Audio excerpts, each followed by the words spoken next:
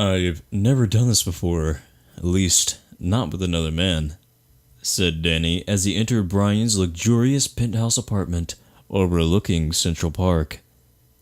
The smell of pure undiluted testosterone was nearly overpowering, although Danny was determined to continue through towards what he imagined would be the most intense physical pleasure he had ever experienced.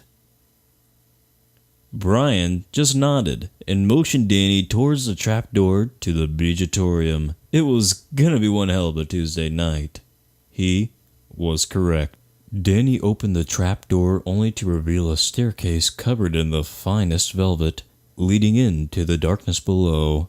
The strains of Passage to Bangkok wafted through the air, played by the stereo system on Brian's private helicopter, which was stationed just outside the window to the apartment. Hovering, waiting. Danny began to head down the stairs, but quickly stopped when he realized that Brian was no longer behind him.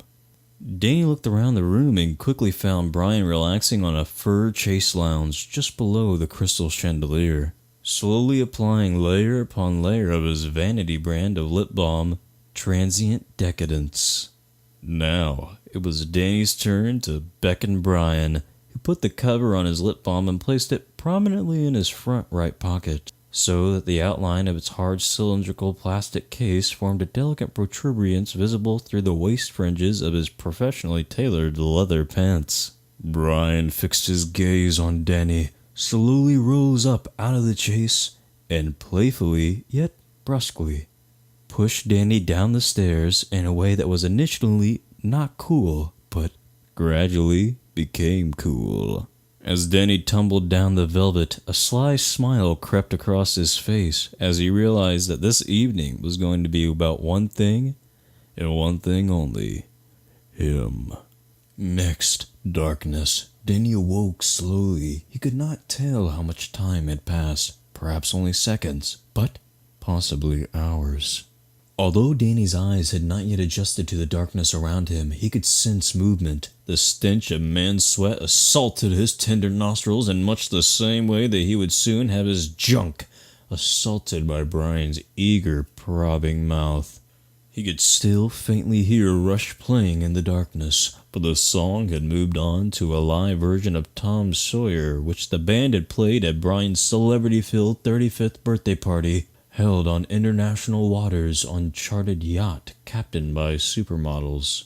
As his limbs brushed against 500 thread-count satin velvet sheets, Danny realized that he was in Brian's custom-made solid oak bed. Somebody must have gently placed him there while unconscious, and although he had no memory of the event, Danny appreciated the tender way in which he had been tucked in, stripped of all of his clothes, given a full body shave, rubbed down with white rose petals, and patted dry.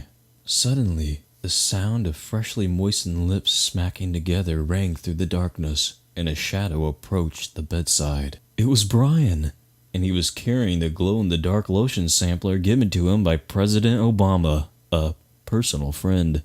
"I see you're already hard," winked Brian. "Good. You'll be needing that." Slowly yet violently, Brian placed his perfectly manicured right hand on the sheet covering Danny and ripped it off the bed, throwing it so that it landed in a perfectly folded pile next to the extensive collection of erotic Grecian sculptures Brian acquired on one of his many all-expenses-paid trips to Europe. Brian squirted an inappropriately large amount of lotion into his velvety, grabby palms.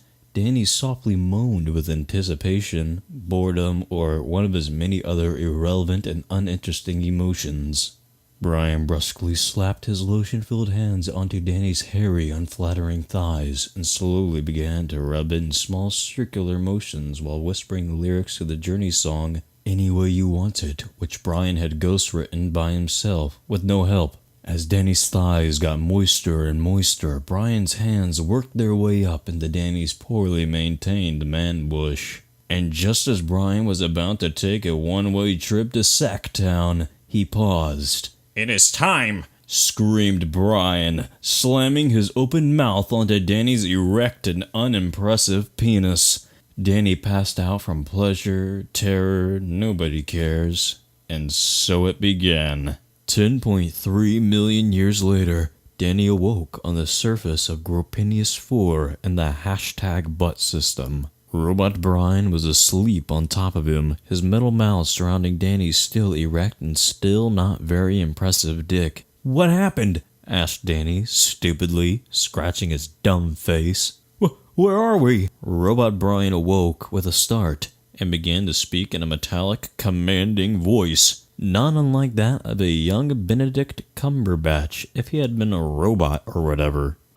"Danny, many eons have now passed since I first began to beej you. As you may well imagine, the beej started out amazingly. Although you were asleep, your body was racked with pleasure as my human mouth began to expertly work its way around your pallid, distasteful groin. I did everything a man could do to another man, including stuff I had to look up online because I had never heard of it because it was too gross. And despite all my mouth efforts, you slept. Cities rose and fell, and still, you slept. All of human consciousness was uploaded to a vast database, and our bodies were replaced by superior synthetic ones. And still, you slept. And even once I had robot hands and used them to rub you all over, especially in ways I know would not have been cool with you had you been awake. Still, you slept. As Earth blew up for some reason, I carried you to the final escaping starship, my mouth all the while on your disgusting wiener, and took you here to the most distant human colony. As I continued to work you over, still, you slept, and gradually, after every other member of the human race had gone, the pace at which my mouth was bobbing up and down on your eager, boring shaft slowed, and then I slept." Robot Brian paused and stood. "And now," said Robot Brian, metal hands held aloft in triumph, "I shall finish you off."